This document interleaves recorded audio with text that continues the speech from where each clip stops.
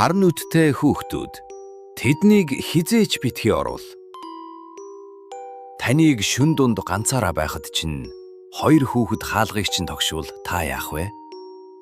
Магадгүй та тусламж ирж байна гэж бодоод хаалгаа нээх байх. Гэхдээ түр хүлээгээрэй. Хаалганы цаана байгаа тэр хүүхдүүдийн нүд рүү нь хамгийн түрүүнд хараарай.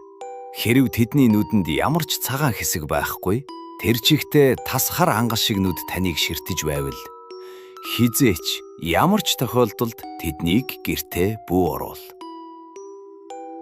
Өнөөдөр би та бүхэнд дэлхий даяар хэдэн мянган хүнийг айдас тагтуулаад байгаа хар нүдтэй хүүхдүүдийн тухай бодит гэрчүүдийн мэдүүлэлээр үндэслэсэн аимшигт түүхийг ярьж өгөхөөр бэлдлээ. Анхны тохиолдол. Бүх зүйл 1998 онд Техас мужийн нэгэн жижиг хотод эхэлсэн юм.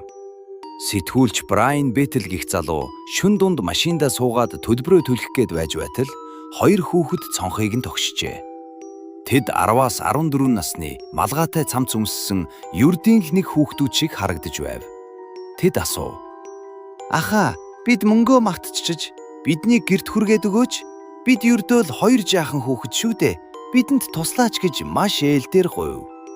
Брайан цонхоо үл ялэг буулгаад тэдний нүд рүү хартал түүний хамаг биений шар ус босч амьсгал нь боогдох шиг болсон. Тэдний нүд тэнд ямар ч солонгон бүрхүүл, ямар ч цагаан хэсэг байгаагүй.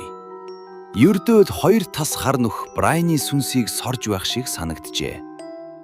Брайан айсандаа шууд хаазаа гიშгэж зугтсан. Түүнийг толиндоо харахад хүүхдүүд аль хэдийн алга болсон байлаа.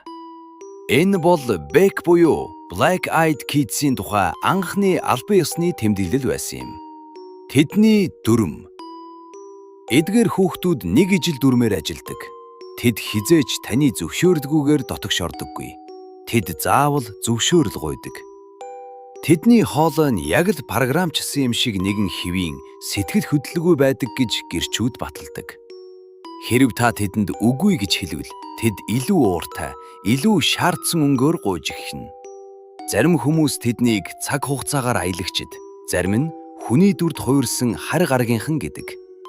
Гэвч хамгийн үнэмшигтэй онц бол тэд бол демон буюу чөтгөрүүд юм.